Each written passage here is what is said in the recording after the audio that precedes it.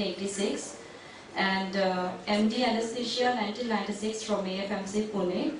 And he is practicing anesthesia and presently working as consultant in Command Hospital, Kolkata. So with this, I am calling upon our next speaker. The questions and everything will be discussed at the end of the session. So our next speaker is Dr. Manzoor Gul, and he'll talk on fluoroanatomy of the spine. Dr. Manzoor Gul, please.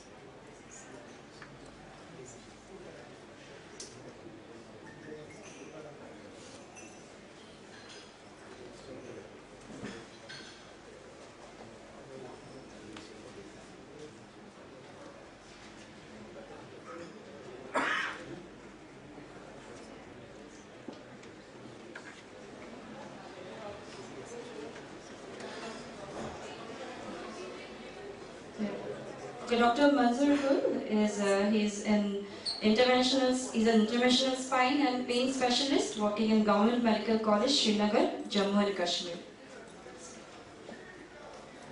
Good evening. Anybody knows this picture? This is. Just make the light off. Put off the lights, please.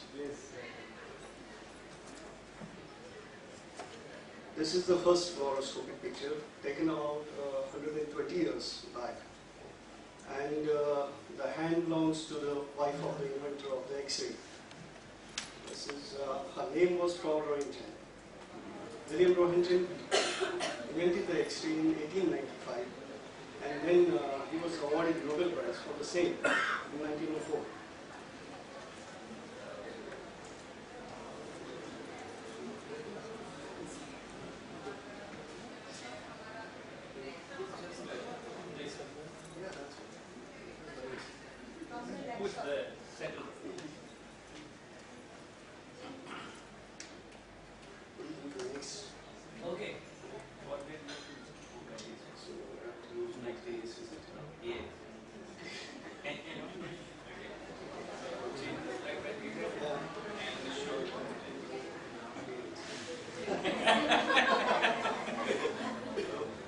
Anyways, I'll try. So my friend already has discussed this, the fluoroscope. So why fluoroscopy? Well, it revolutionized the pain management, interventional pain management. Not only did we find the pain generators, we cured them, we did the therapy part, and we are continuing, we are finding new modalities of reaching the target tissues. So we start with lumbar fluoroanatomy. Most of the procedures are done in prone position, however they can be done in lateral position also or mid-prone also. This is the bony spinal body, anterior surface. You see just two structures. One is the vertebral body and the transverse processes. And this is the posterior view. We see the lamina, we see the spinous processes, transverse processes, and the facets. So when we place the patient in prone position, X-ray generator, and this is what we get. We see combination of both of these, and additionally we see the eyes of the vertebrae, the pedicles. Okay. But the previous image which we saw was not as optimized. They were I can go back. These end plates, you cannot appreciate it properly. So if you have to do any procedures around, you will not be able to do. This paradox has to be removed, and that can be done only when you address the fluoroscopic beam in line with the end plates, or what we call commonly as the squaring of the vertebrae. So the previous image and the new image, there's a lot of difference. The end plates are optimized, the pedicles, the laminae, the spinous processes. This is the optimized AP view, what we would always prefer for performing a procedure such as interlaminar. Now the lateral view, these are the structures, again the vertebral body. Here we see the alignment. We have to remember the ABCD of X-ray, the alignment. This is a gentle curve, lordosis, normal. Then the bone, nice shape, no fractures or compressions or expansile bone. Then the foramen, okay? These are the structures we don't see here, okay? And this is the foramen. The foramen is typically in lumbar spine, it is inverted pear-shaped, bounded posteriorly by the inferior articular process, superior articular process, the superior vertebral notch, and the inferior vertebral notch. This is the third view. We always do these things, AP, lateral and oblique. So oblique, again, we can do some procedures around this. You have the famous Scotty dog here. Some structures which were not appreciated in lateral view or AP view are appreciated here. You see the facets, you see the joint, you see the pedicles, nicely defined. And this is our best friend. 80% of spine procedures, lumbar spine procedures are done using Scotty as the landmark. So this is the nose, this is the ear or the superior articular process, the facet joint, the pars interarticularis. Always we have to have a look at this because this is the only way which you can appreciate the pars. So different degrees of obliquity offer you different views of the Scotty so that you can do the procedures. Interlaminar, maybe a transforaminal here and an intradiscal procedure here. This I have defined here again. This would be medial branch target, this would be the intradiscal, and this would be the facet, this would be the TF, but here deliberately I have put in this picture. I would love this tip or ear of the Scotty dog to be here somewhere because the obliquity is more. I have put it in deliberately. Again, coming down to the sacrum, this is the superior articular process. This is the ala of the sacrum. These are the anterior foramina which are ovoid in shape, and these are the posterior foramina, and this is an unoptimized picture. Again, next picture, same here, unoptimized. The X-ray beam is going straight like this. It's not aligned as per the foraminal orientation. This is optimized here. We have done a caudocranial. Caudocranial in the sense that I'm talking in terms of the X-ray tube. And then you have an optimized Ganesha, Ganpati here. You have the eyes, you have the ears, you have the trunk, and nice beautiful eyes. You can do the procedure. Lateral view of the sacrum. Again, this is around S2. Okay, and this is your needle in the sacral canal for the caudal epidural. So another, sacrococcygeal membrane you could be using here for the ganglion in part.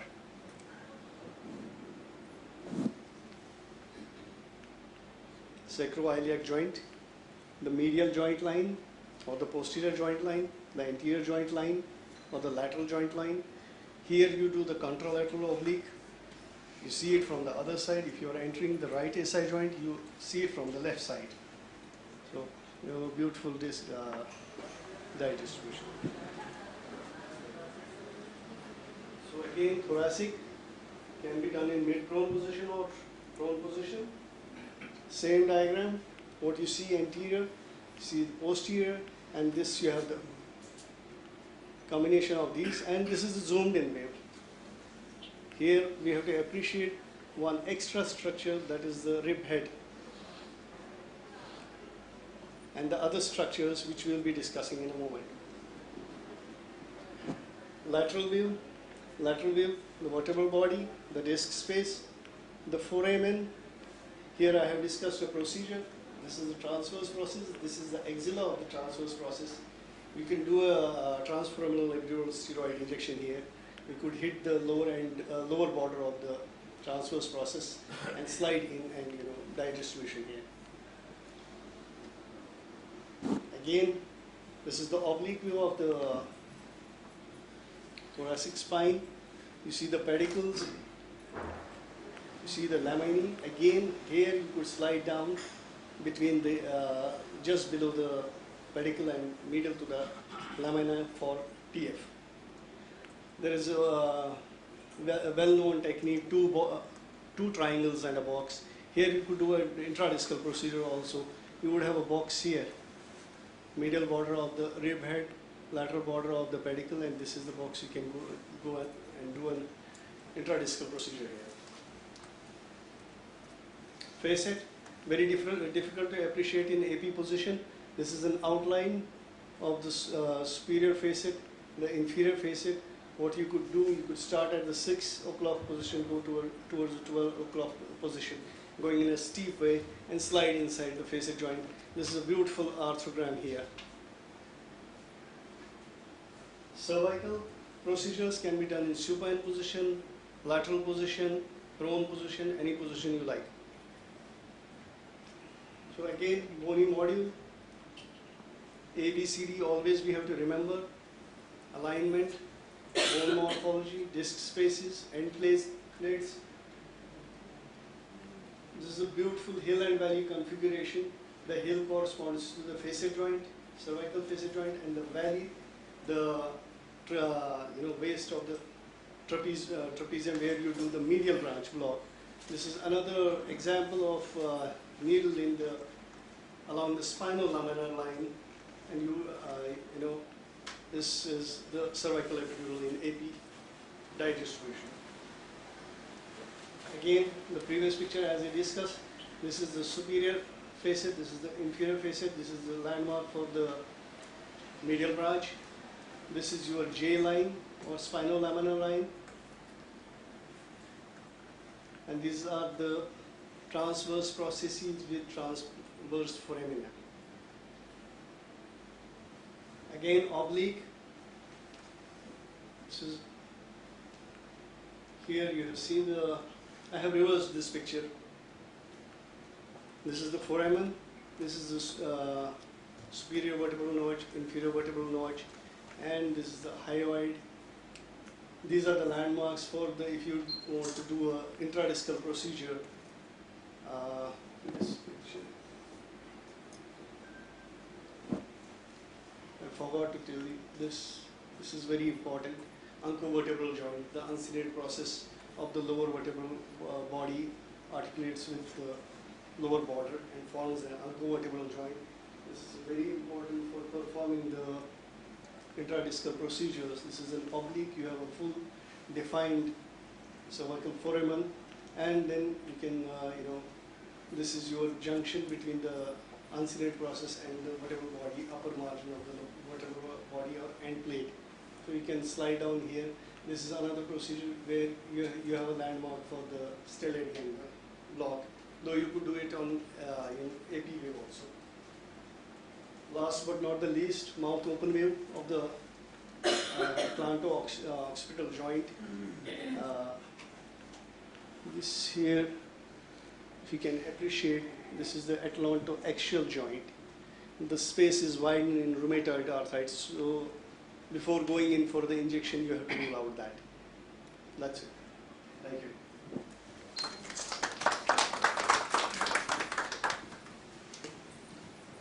Lights. Thank you, doctor.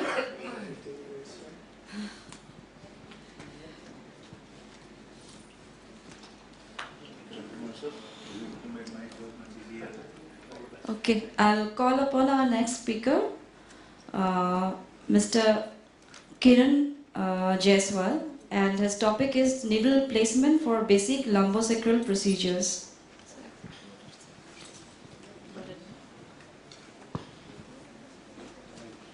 Dr. Kiran Jaswal is the Director and Interventional Pain Physician at Spinetics, and his subject of interest include spine interventions, transforaminal endoscopic procedures.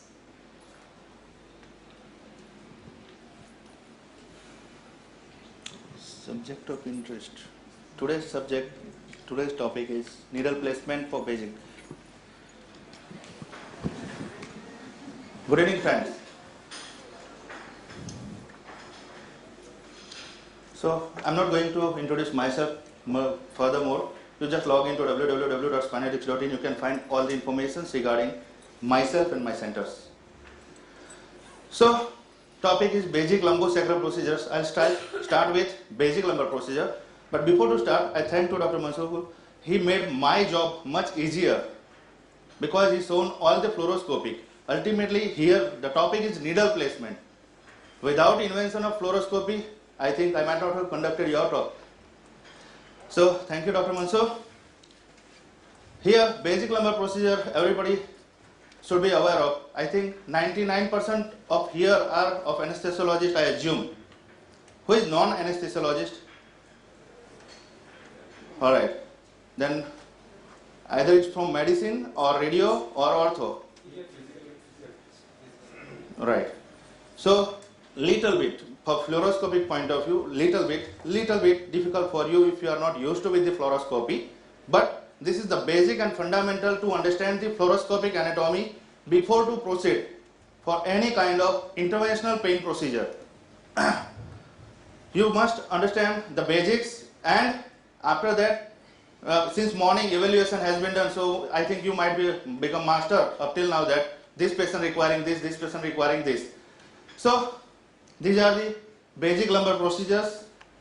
Epidural steroid, caudal, being anesthesiologist, caudal anesthesia, the same way but under fluoro, interlaminar and transforaminal. So, the evidences are much more in favor of transforaminal nowadays. So, I must say, use transforaminal epidural steroid injection. Second thing, with the contrast, not without contrast, and use particulate matter as in the morning. One of the complication session has been discussed it out. With contrast, you can use particulate matter. Also, where not to use. Second, joint. As Dr. Mansoor has again very nicely mentioned, Scotty dogs pass superior articularis, that SIP superior articular process. So, facet joint, intra-articular versus medial branch block, and SI joint. He is also shown. So, I will become a little faster when that comes. So, within 15 minutes I can finish. Otherwise, disc intervention. So, placement for the disc has been narrated. Again, also, what will you do once you place inside the disc? Being pain physician, what will you do once you at least place your needle? So there must be some, your protocol has been ready, that once I introduce into the disc, that become positive, discography become positive, you find it out whether you want to check with the annular rupture or not. Then what will you use? There are certain number of modalities which you can use starting from ozone. And my friends, those who are practicing ozone, don't be afraid. It is in the book of orthopedic surgeon, chapter number 32 of Dr. P.S. Ramani, first edition. So don't worry. And don't be afraid of using. Be bold. But I am fond of visual decompression. I use visual decompression with the transforaminal endoscopic decompression or endoscopic discectomy. I don't use word the surgery. It's a procedure under local anesthesia. Sympathetic block, again the next topic will come, so I will not go in detail for the sympathetic block, but I will show one of the slides. This is what? Needle placement. With a single axial cut, you might be identify yourself. Where do you want to reach? Whether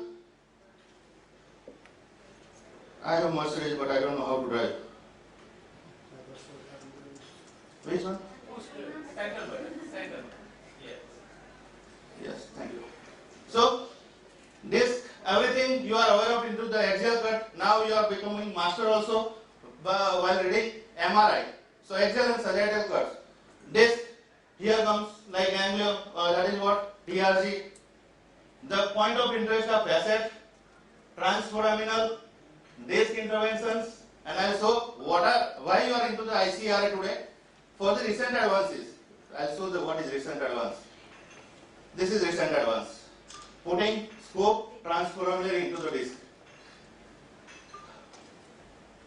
So here you can appreciate. For a small kind of protrusion here, which symptomatic. See now what I'm telling about is all for this symptomatic patients refractory to the medical management. So please don't question me regarding that these patients can be managed conservatively. Thank you. So this protrusion you can manage very well by little bit of removing this as SAP, little bit of refining. You can place your scope inside and you just remove fragment. That is known as fragmentectomy. Here there are certain pain generators. So here ours is the role of identifying pain generators. Unless you identify pain generator, you roam around playing with this and that. So these are the lumbar spine pain generator. Now indication. So my friends, once upon a time, my orthopedic surgeon asked to call me to give epidural steroid injection for such kind of patients. I openly refuse. Either you go for surgery. Why do you want to spoil my name in society? That he has given injection and failed. So be bold into your practice also and identify where do you want to proceed, and then you proceed accordingly. So here this is a better case. You can give whatever you want to use. What I do in this case? Neutralizes ozone. So here it's a black disc and what is here? Little bit of hydration which is much more painful. And that property of ozone that make it dry. So interlaminar, and you have to go further into the like in detail in the positioning. It's always into the prone position. Always find it out into the AP and lateral. Always proceed. So with the after contrast, it seems like the very well spread of contrast. It should not be into the intrathecal. How it seems, I'll show you later on. So into the lateral view again. Try to and stay into the posterior aspect. Right here. Here is the lamina and stay there. Transforaminal epidural steroid injection is bread and butter of all the anesthesiologists practicing pain. So you should be aware of what happens while you are proceeding for transforaminal. Today there was lecture in Hall B, there was morning session for the complication and they have narrated 40% rate of complication after transforaminal epidural steroid injection. So be sure, mind well, I am not threatening you. Be comfortable while proceeding, but proceed with the proper protocols. So, always the position has been mentioned. Squatty dog, identify. Safe triangle, identify. Place your needle. I want to say, this is lumbar foramen in a fresh cadaver. Here is your root. Right? This is your superior articular process, SAP. This is what this portion, annulus. Here you cannot see that much of this. This is annulus, and this nerve, like this is nerve root, yeah, that vessels proceeding, and by this way into the safe triangle, we are going for transforaminal epidural steroid injection. That is known as subpedicular, and how safe subpedicular is. Here you can see. Why I shown that? Because here you can see this vascularity. So this should be a real-time procedure. This fluoro is continuous one and real-time procedure. So while you are giving contrast, you check. While you are giving contrast, you should check into the continuous fluoro. Otherwise, you might not feel this. Otherwise, a small vessel uptake, vascular uptake of contrast, you might not appreciate. And many of the time, by grace of God, you survive. In your or patient's hard luck, you might stuck up into some issues. So here is very nicely delineated nerve root, but vascular uptake. You always make, for alpha S1, always make hand square, like hand plates if you want to go for. I'll show you the lateral recess block after this. What is that? That is why Cambridge triangle. So here, this is what subpedicular way proceeding for the needle placement always down the line and on. Not like for certain procedures you should always go down the line, tunnel vision and on. These are the certain narrations for a single kind of procedure. So it should be end on. In AP you should check where you have to stop. You should not further progress. If there is little further angulation, as Dr. Mansoor has narrated, that this should be little less oblique, higher oblique. So this should be. And in lateral you should check the placement of needle subpedicularly and then give contrast. And you can feel it. Nicely feel exiting the root. Here there must be filling defect because of the pathology over here. Where we are pouring water, it's beyond the pathology. But that was the traditional. Old is gold. But what is recent, that's not bad every time. So I'll show you what is recent. But before that, complication. This is what? With a sleeve. That goes subdural, straight up in AP and lateral. So it's limited, contrast limited. But always check. And if you find certain thing, just abandon the procedure. Ask the patient to prepare for next. So with the patient also, be confident and bold. That this has happened, that contrast is spread into this way. If I am going to give you, there must be some complication, but to avoid complication, I am not going to give you, I will take in another way. Like another day, after a week or 5 days or next day. You can. Or you change the line, I will show you. So, here, you should not give anything. Sometimes, if it is chemical radiculitis, by merely wash off, yes, contrast will give off at least will give partial pain relief. Here, intrathecal spray. So it's a local small volume, but it shows you bilateral spray. And if you want to see myelogram, then give 10 ml, 15 ml, you can see that myelogram. Third, while proceeding for safe triangle transforaminal, there might be because of the wider facets, facetal hypertrophy, and little bit of capsular synovitis, you can end up into this kind of injection. It's better for give local like steroid there. If you are using ozone, I must say 0.5 ml. Give inside, then withdraw and then replace. Then replacement. This is root. Caudal spread. I think I need not to say much about caudal. People are very used to with the blind caudal placement, being an anesthesiologist. So must check the contrast. It should not go anywhere, but it's like properly trickle it down. Facetal intra-articular injection. See now, there are again two schools of thought.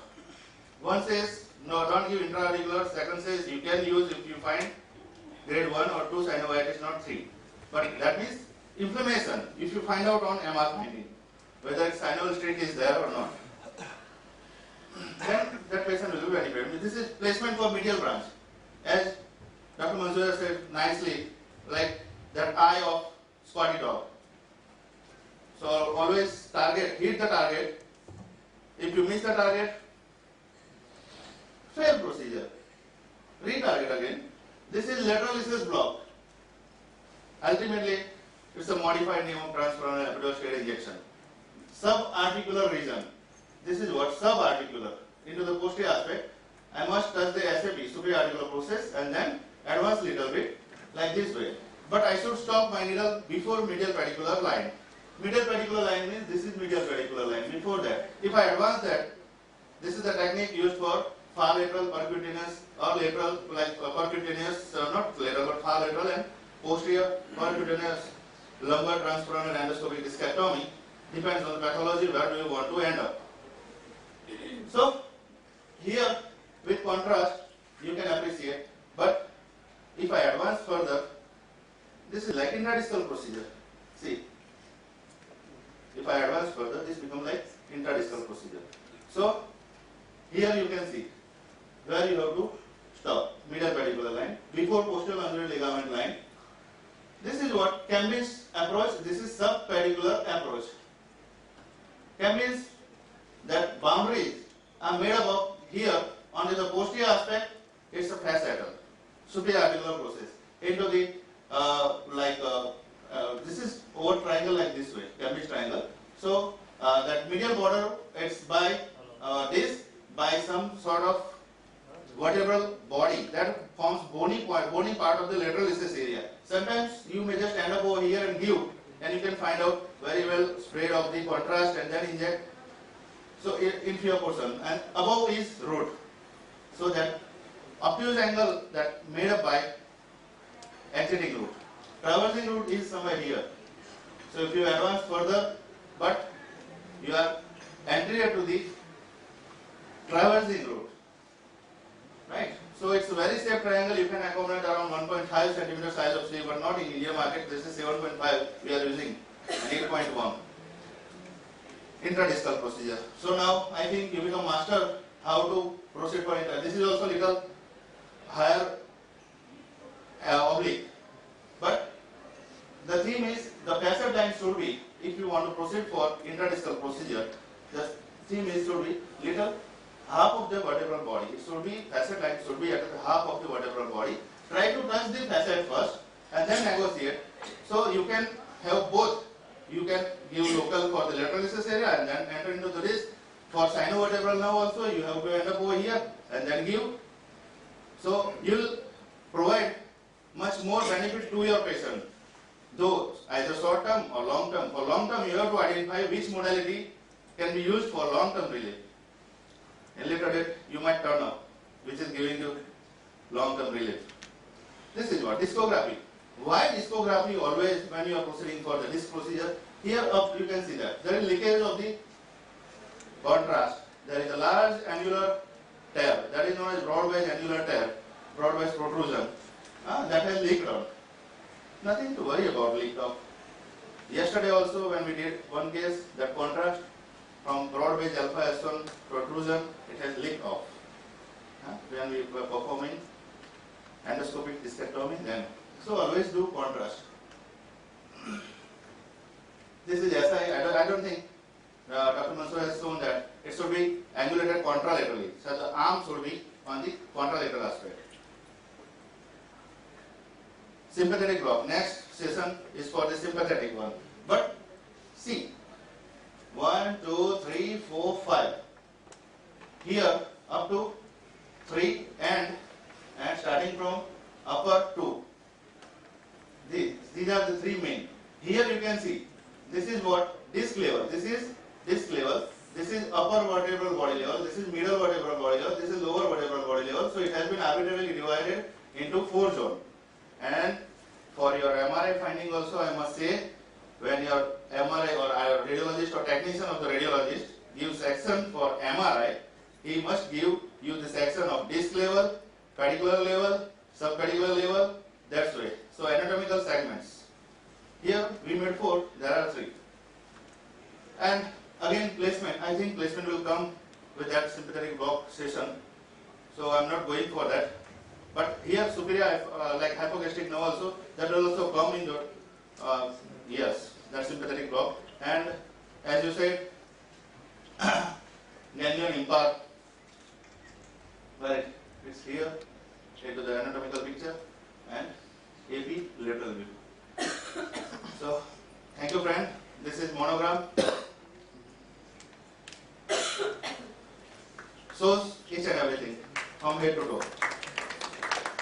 I am not imported. Thank you. Oh.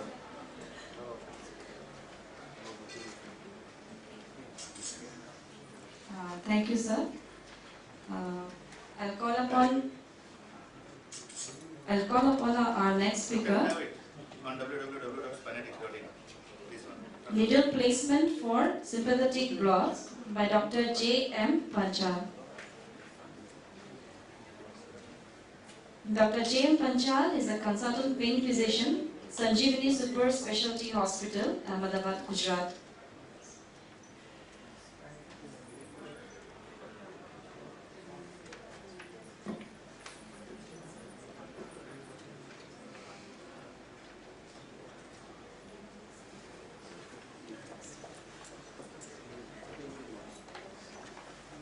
Am I audible? Without mic?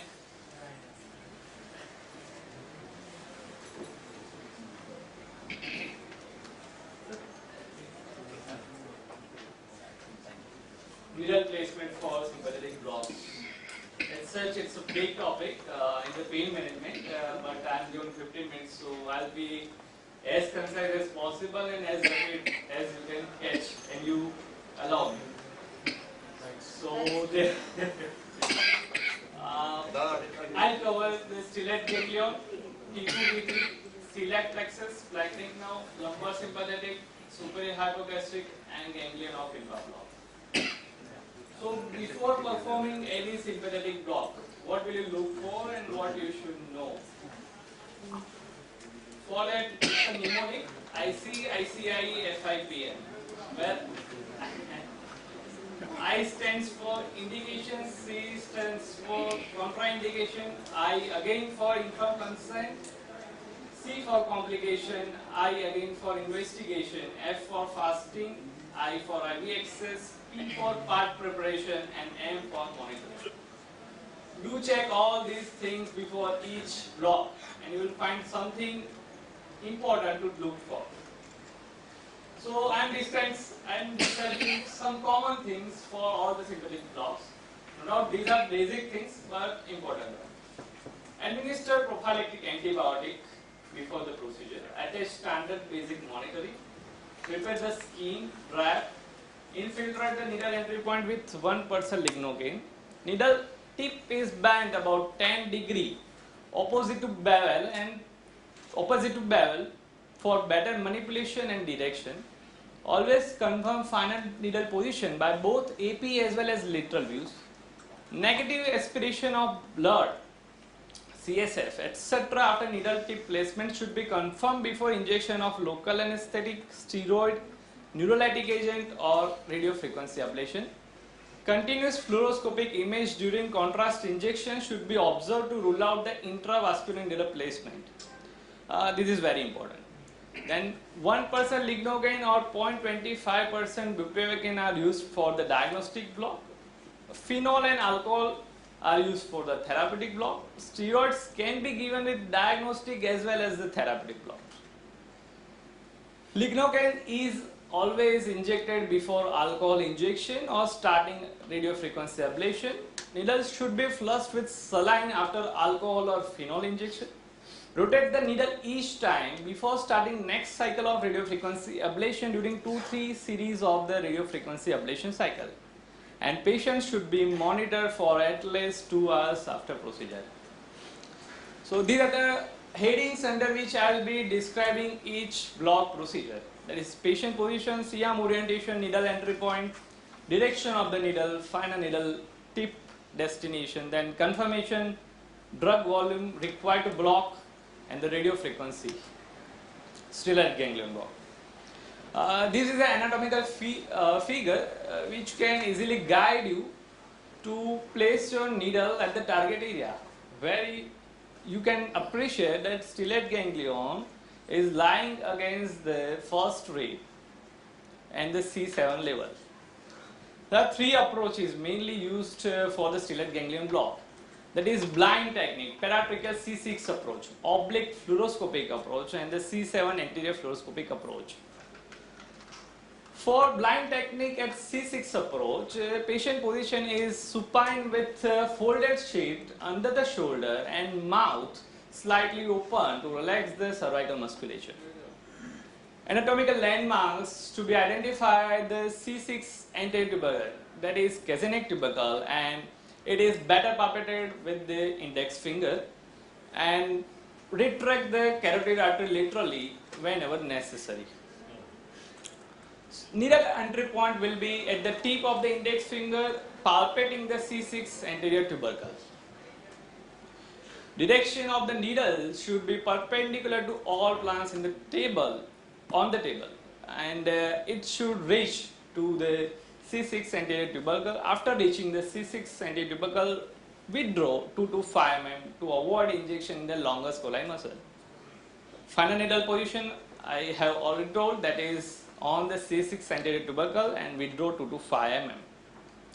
Drug solution volume required to block stellate ganglion by this blind technique, that is 10 to 12 ml, because stellate ganglion is originally lying on the C7 and T1 level, So from C6 approach, you need more volume. This is a summary chart of what I described for the blind technique. Going for the fluoroscopic approach, that is oblique. Here are the two fluoroscopic approach described on the figure. That is C7 anterior approach. Then second one is oblique fluoroscopic approach. Patient position is same as that of blind technique. C-arm orientation. Start the C-arm in the AP position. Identify the C7 vertebral body. Take AP image with spinous process exactly in midline. But I want to say for further your orientation as well as understanding that in each C-arm orientation slide I have described 3 images. So first image, second and third is C-arm image. So say for example, it is patient lying and I have taken photo of the C-arm relative position to patient from the patient's head end as well as the side end. So you can understand the craniocaudal teeth as well as the obliquity of the C-arm position. So it is the same C-arm orientation related to patient, but it is taken from the 2 different angles. Okay. So after identifying the C7 level, align the end plates of the C6, C7 intervertebral disc. Then rotate the image intensifier on the side of the block about 30 to 60 degree till the unsigned process of the C7 and the neural phenomena are easily identifiable. So needle entry point in this picture will be at the base of the C7 unsigned process, which you can compare with the anatomical image also. Direction of the needle after needle entry point decision, it should be posteriorly and medially and completely under the tunnel vision according to fluoroscopic guidance. Final needle position will be at the base of the unsigned process anterior to the neural foramina. Withdraw it 2 to 5 mm to avoid injection in the longus collimus. Contrast confirmation should always be done and it should typically spread at least up to first thoracic segment. Drug solution volume by this fluoroscopic approach, that is only 5 to 6 ml of requirement because we are more nearer to stellate ganglion block as compared to the C6 blind technique approach. Radio frequency ablation. 5 mm active tip needle is used and after sensory and motor stimulation check, radio frequency ablation should be carried out at 70 degrees Celsius for 60 seconds for 3 cycles. It is suggested that if block is being performed for sympathetically mediated pain originating from the thoracic viscera including heart, 50 to 20 ml of solution should be administered on stellate ganglion. This is summary what I have described. Now going for the C7 fluoroscopic anterior approach for stellate ganglion block. Red arrow which is showing the direction of the needle and you can compare the direction of the needle to the oblique approach also. Now the need is only to read the red lines which is differentiating from the oblique approach. So here you will decide the needle entry point in the AP image only without the obliquity of the C-arm. Then go in the tunnel vision, touch the unsigned process, withdraw 2 to 5 mm and stellate ganglion block.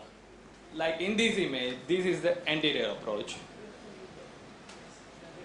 Moving on to T2, T3 sympathetic block.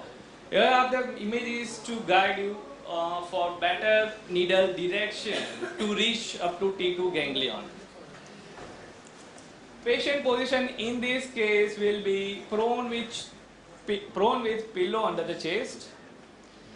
In C-arm orientation, start with the AP position, identify the T2 level, align the end plates of the T2, make this image intensifier obliquely about 20 degree to the ipsilateral side, and needle entry point in this image will be at the tip of the triangle formed between the T2 vertebral body and the second rib.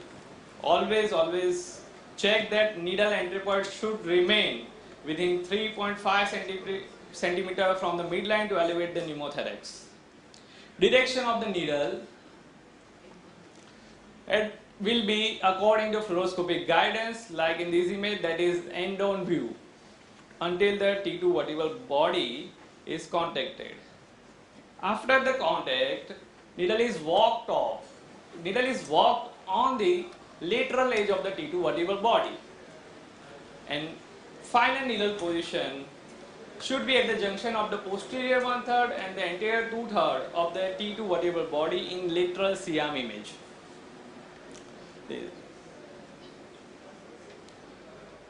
In AP image, final needle position, that is needle tip should hug the T2 vertebral body like it is shown in this figure, and contrast confirmation should be done and it should spread in the linear fashion. Blocking agent volume requirement is 5 to 7 ml. Radio frequency ablation is carried out with the 5 mm active tip electrode. After sensory and motor stimulation check, listening is performed at 80 degrees Celsius for 60 to 90 seconds for 2 cycles. This is a summary what I have described. Celiac plexus block. Before going to celiac plexus block, it is important to understand the difference between the celiac plexus and ganglion. Celiac plexus is a group of celiac ganglion, and celiac ganglion is a group of neurons which are 4 to 5 in number, concentrated around the celiac trunk at the level of T12 and L1. These are the various approaches of celiac plexus block and needle directions for each approach. It is also important to understand the difference between the retrocrural and the transcrural approach. In retrocrural approach, obviously you will deposit the drug behind the diaphragm, and in the transcrural approach, drug should be deposited in front of the diaphragm. Transcrural approach is carried out by advancing the needle 1 to 2 cm further than that of the retrocrural approach. A loss of resistance is perceived on piercing the crus of the diaphragm. Transcrural block technique produces celiac plexus block, whereas classic method of retrocrural block is more likely to block the splanchnic nerve block rather than the blockade of the celiac plexus. It is important to understand this. So, going for the blind technique, I will be brief in this blind technique because nowadays Siam guided procedures are done for it because it's a critical area. Direction of the needle in blind technique will be of the red arrow.